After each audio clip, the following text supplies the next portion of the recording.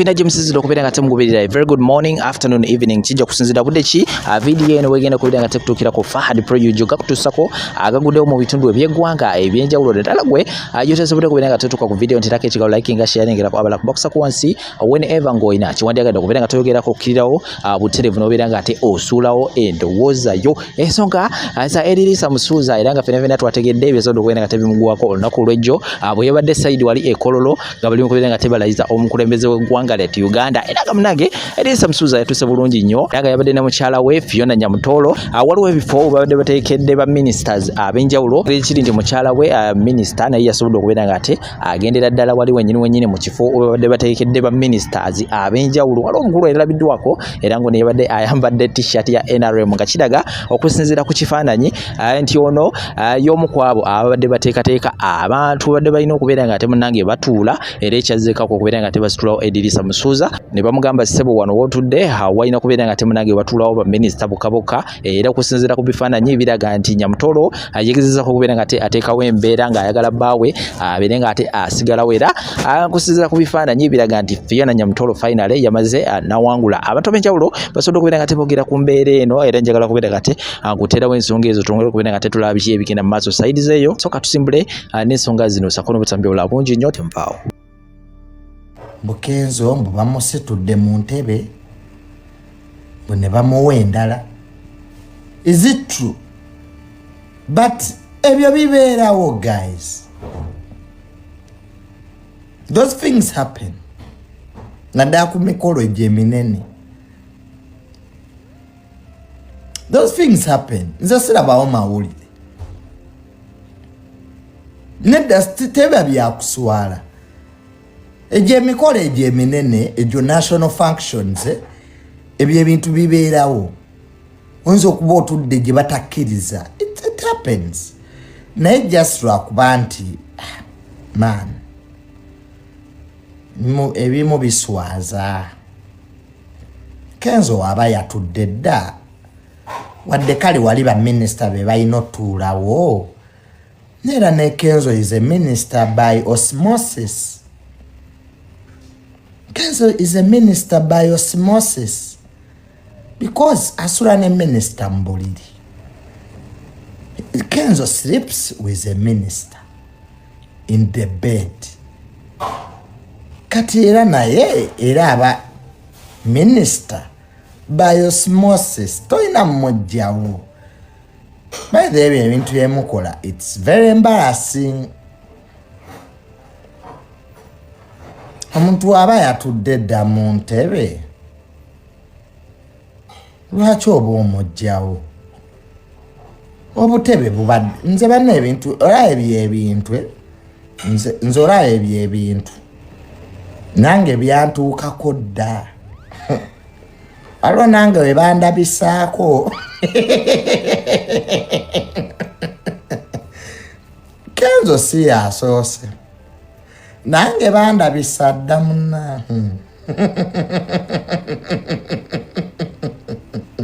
nze kennyini kamwa kwogera bandabisaako wano neneekaza naye nga nswadde webale nyama ope ku mata gali agali flavored abasawo baŋŋaana bino ebintu loni abasawo baŋŋaana ebintu bino naye obinsibyeko kati ensi ngenda bagamba loni yakulidde okungeza ayagala nnyo ndye chipusi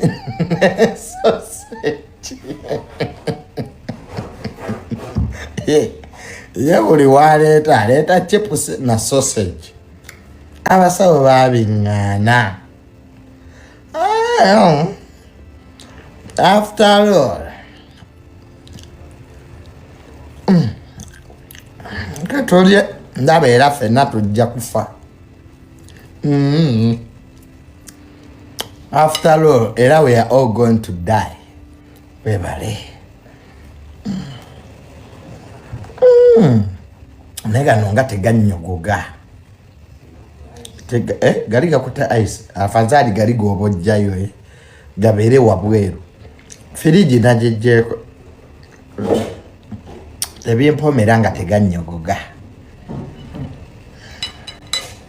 nezino chipusi zo zikoma leero bambi abasawo mune babiŋŋaana abasawo bange mbungeze nnyo ndi mu kilo 91 I'm obese bange first class obese jendiko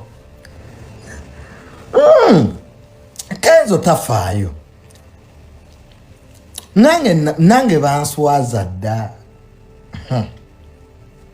just like mwete mumanyi nange kamwe koogera bandabisa dda munange nga nzija ku mukolo gwa pulezidenti gwali awo Lubaga ate munange Junior gwe bamanyi nze bakandabisa emirundi ebiri kati nze najja munange ate gwe bamanyi nempita ku check point zonna nga yai Junior omanyi nga bagenda okulabisa bakuwero kaminga hi Junior our boy munange nyantuuka munda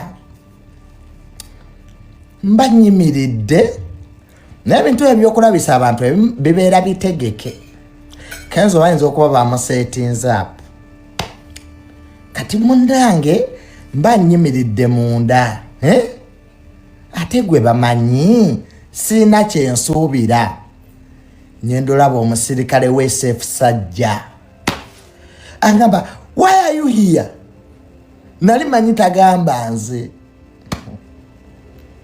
bana mwenga neekaza omanye ebintu by'okulabisa osooka ne weekaza nze mbinamu experience byatuukatuuka wezolaki sikyagenda ozati nebampita sikyagenda byantuuka kodda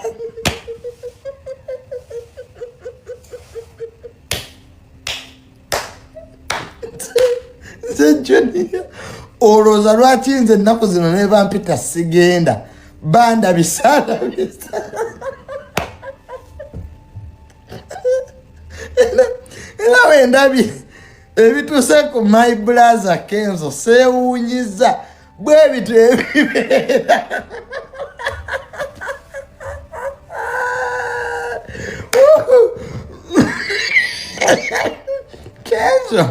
Kenzo gwe noowonye tebakuyisizaamu migere n'emigere bayisaamu kati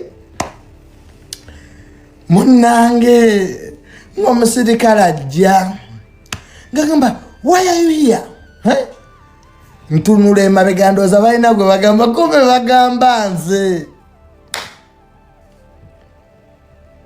mukwano ka vidiyo gyekali nga bandabisa nze nali mugezi saakayana kati nsira emabega bankwata empale sinze munene bankwata empale ensigo nezeeyawula n'amabina negeeyawula awo wenategerera nti balikuza bakukwata empale amabina negeeyawula n'ensigo awo otegerera nti bagamba gwe munange nga bankwata empale omanye jeeke ka vidiyo mwekali mugende mukalabe nga bangoba munange nyenda okuwulira empale ensigo n'amabina byeyawudde jjukira nze ndi munene ndi musava nateekako kakokola tonde nze natambulirawo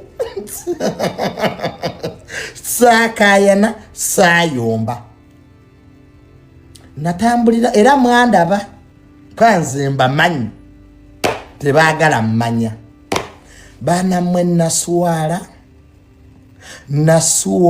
n'enswaluka temulaba nti Junior neekaza ate nze we nategera nti ebintu ebyo bipange bakuswaza kamera ekuliko gwe tewebuuza ti lwaki bakuswaza nze banswaza kamera zintunuddemu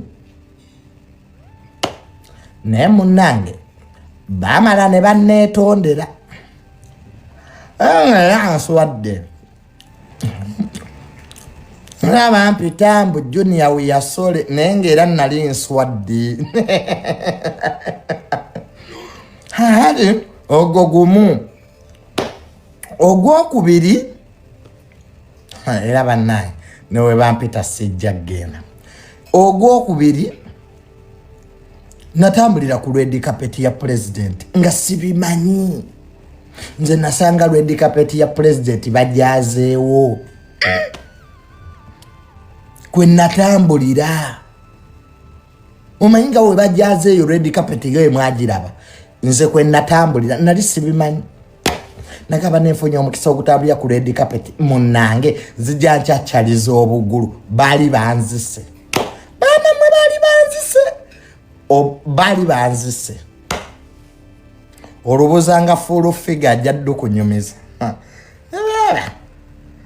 full figure aba lwaki ebyo teyabyogera naye amaana ab'envuma banamwe bankwata jeeki obuzanga ani oyo omuwala gwe buuza abo ba tiktok bajjako guys bankwata jeeki baba bankutte jeeke olw'amagulu gali waggulu abasajja abo balina training twanti nzitowa babiri bankwata jeeke paka mu bbanga nga wali abakutte omupiira abasajja balina training abo ngiddamu okwekanga nga ndi waggulu mukama waabwe yeyajja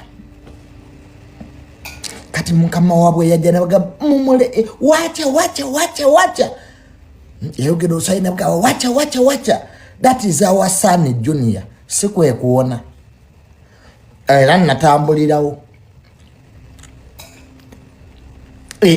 era natambulirawo kasita banteeka ku ttaka bwe bati saddamu kutuna mabega nagenda yani emirundi esatu ebanda bisoogo egyebiri ogwokusatu gwaliwa abanda bisebiri so Kenzo bibeerawo mukwano nsigwe wekka bibeerawo guma tubasi kyagenda sinaganda bisa joni naswala dda ndi magoba naswala dda tera nyonge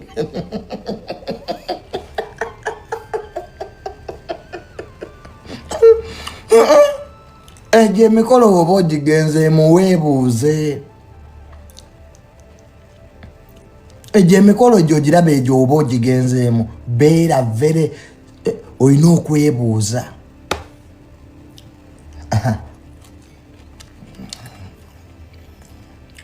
n'abo abantu babeera batume olaba Kenzo oyo omuntu bamutumye butumye akuswazi twa kamera zibadde zikutunuddemu we bakola kubanga omuntu atudde omuntu mwina mustopinga nga tannatuula kati aba ayiseewo okutuula awo n'ebino byansi omuntu mumuleka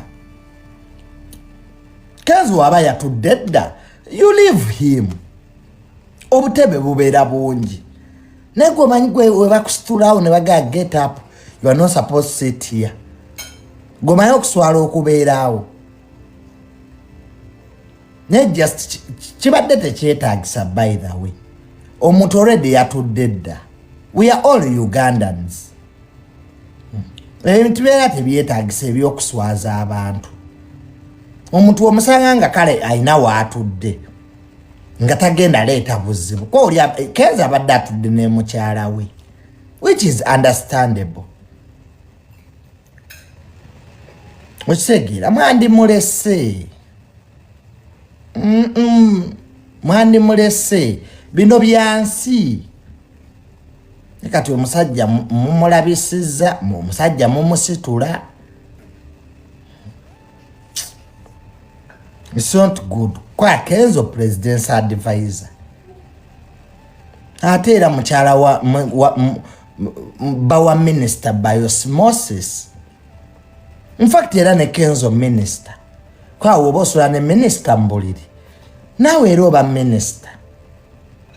Kwa kati Kenzo era minister kwa ayina emirimu gy'akolera minister ekiro. Egyo gyo temwagiconsidarinze. Yes. Kenzo ekiro yaba minister.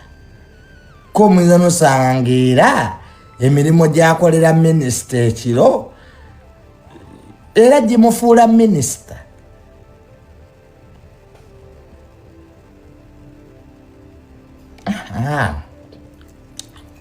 Kenzo bamusetinze.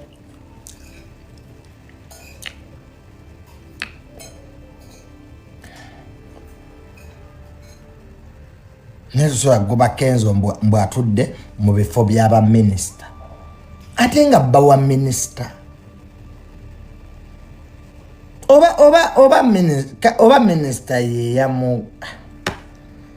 Anyway. Hajja wachurange.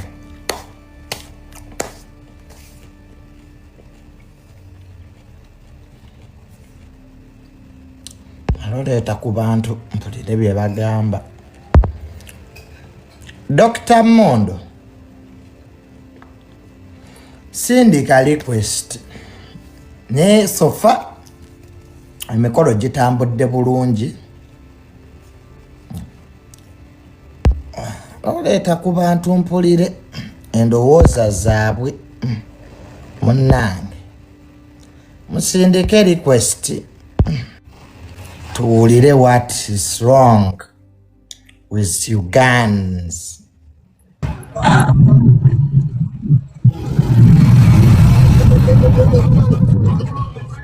Tonumya matu. Oba oyina wolinga walekana tosindika request. Eno live si abavuzi ba boda totumanyira. Kiri kukubo kirayika kisiikana sombosa. Tonumya matu. If you are in a noisy place, don't send. Just be serious. Wama doctor. Banana. Excusez-moi.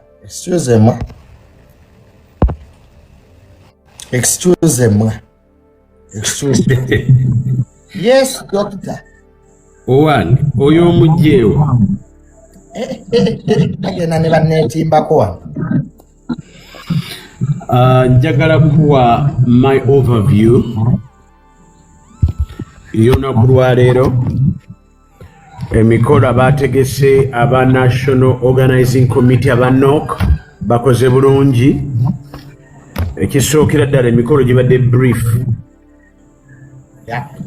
Amajeti gabadde mangi. Speech zibadde ntono. Obudde bubadde butono.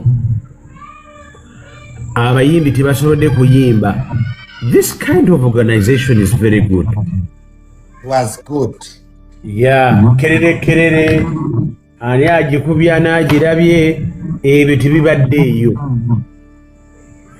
Tumisinze mama. Mama. Tumisinze mama Joli yonna manya tukumisinze. We have missed your children, but we are praying that all is well. Ekirala, analysis eriwo nti abagamba tagenda kulayira era alayidde. Wabazaako ki? Satu ebanda bisoogo egyebiri. Ogwokusatu gwaliwo. Abanda bisebiri so Kenzo bibeerawo mukwano. Nsigwe wekka bibeerawo. Guma. Tuba si kyagenda. Sinaganda bisa. abalungi abatuwuliriza era abatulaba olunaku olwaleero tukyaddeko ewa Sheikh Asiraf Dembe.